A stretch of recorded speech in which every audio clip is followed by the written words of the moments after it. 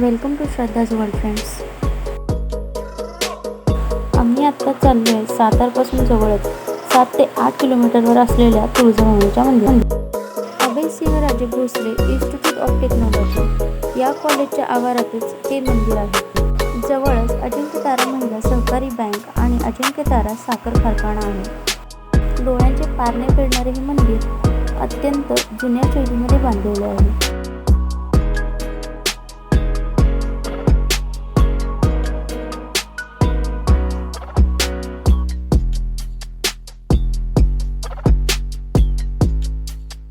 एवढं हे मंदिर आपल्या मनाला मंत्रमुग्ध करतो ना, तेवढाच इथला परिसरही आपलं लक्ष वेधून घेत असतो.